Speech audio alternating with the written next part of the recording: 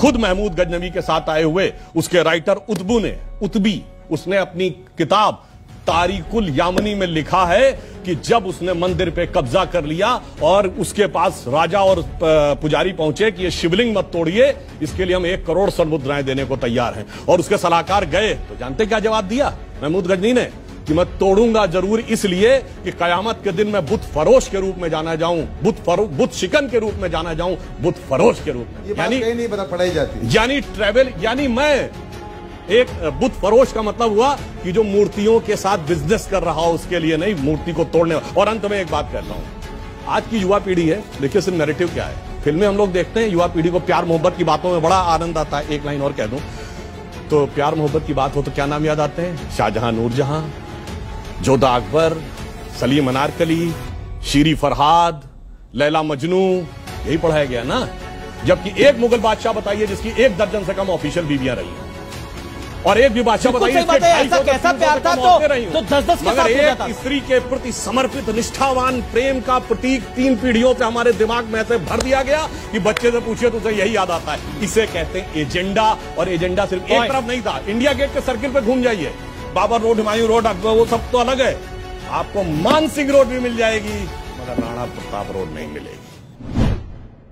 1949 में जब वहां मूर्तियां प्रकट हुई तब गवर्नर जनरल थे भारत में, सरकार कांग्रेस की थी, और उसको रोकने के लिए उत्तर प्रदेश के, तब यूनाइटेड प्रोविंस था, मुख्यमंत्री गोविंद बल्लभ पंत स्वयं गए थे और फैजाबाद के डिस्ट्रिक्ट मजिस्ट्रेट ने उनको रोक दिया था, क्योंकि तब तक संविधान लागू नहीं था, तो मुख्यमंत्री से ज्यादा पावर डिस्ट्रिक्ट मजिस्ट्रेट की, वो भी कांग्रेस थी। 1966 में संतों गो सेवक संतों पर गोली चलवाने वाली भी कांग्रेसी थी। 1976 में जब आर्कियोलॉजिकल सर्वे के एक्सकवेशन में 8 खंबे निकल आए थे तो उसको रोक देने वाली भी कांग्रेस थी। 1988 में जब हम भारत माता एकात्मता रथ चला रहे थे तो वीर बहादुर सिंह सीएम थे, उसे रोकने वाली भी कांग्रेस थी। 1990 में कार सेवकों के हत्यारे मुलायम सिंह की सरकार को समर्थन देकर बचाने वाली भी कांग्रेस थी। 1992 में यह कहने वाले कांग्रेस के प्रधानमंत्री थे कि हम बाबरी मस्जिद दोबारा बनाएंगे, और 2007 में कोर्ट में हलफनामा देकर यह कहने वाले कि राम तो काल्पनिक थे, राम सेतु के मुद्दे पे वो भी कांग्रेस थी। मंदिरों में जाते हैं छेड़खानी करने के लिए वो भी कांग्रेस थी। हिंदू आतंकवादी वो भी कांग्रेस थी। इसीलिए कहा गया है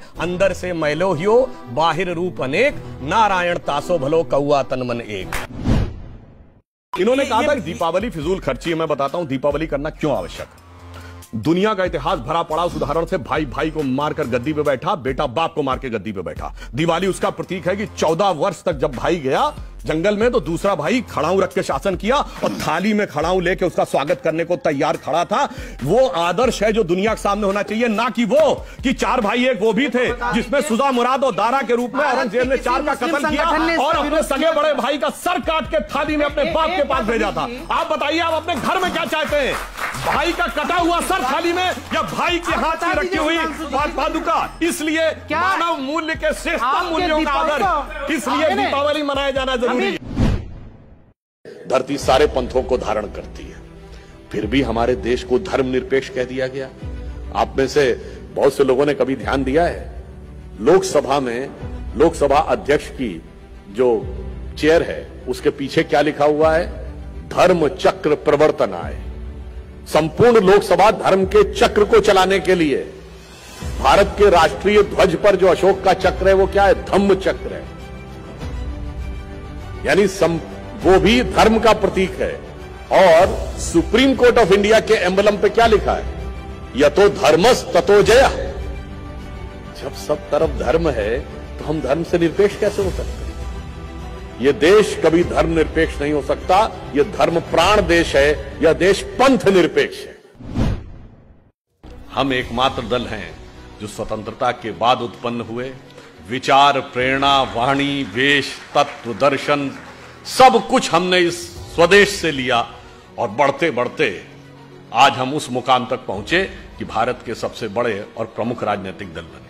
बहुत प्रश्न किया जाता है कि साहब आपका मात्र संगठन तो राष्ट्रीय स्वयंसेवक संघ है। हम कहते हैं मात्र संगठन राष्ट्रीय स्वयंसेवक संघ है। हमारे अधिकांश नेता संघ से आए, अधिकांश नेता संघ के पदाधिकारी रहे, हमारे दोनों प्रधानमंत्री संघ के प्रचारक रहे। परंतु जो सवाल हमसे पूछते हैं, और संघ के संस्थापक डॉक्टर केशवराव बलिराम हेडगेवार थे, मैं प्रश्न पूछना चाहता हूं जो हमसे पूछते हैं कि आपका मात्र संगठन कौन, तो मैं पूछना चाहता हूं आपका मात्र संगठन कौन? कांग्रेस का संस्थापक कौन? एलन ऑक्टेवियम ह्यूम, ब्रिटिश सरकार का सेक्रेटरी। तो आपका तो मात्र संगठन ब्रिटिश सरकार हो गई। और बहुत से लोगों को नहीं ध्यान होगा कि कांग्रेस के पहले 4-5 अध्यक्षों के नाम बनाए तो एलन ऑक्टेवियम ह्यूम अध्यक्ष नहीं थे, वो संस्थापक थे, परंतु अल्फ्रेड रोब, जॉर्ज यूल, विलियम वैडनबर्न, ये सब जानते कौन है? ये कांग्रेस के प्रारंभिक अध्यक्षों के नाम है। और इतना ही नहीं, 1910 का वह वर्ष जिस वर्ष में वीर सावरकर को 2 जन्मों के काला पानी की सजा, 2 जन्मों के कारावास की सजा हुई, उस 1910 के वर्ष में कांग्रेस का अध्यक्ष William Wedderburn secretary government of India था। अब बताइए, आप ब्रिटिश हुक्मरान के हुक्म के नीचे पैरों के तले बैठकर स्वतंत्रता का आंदोलन लड़ रहे थे।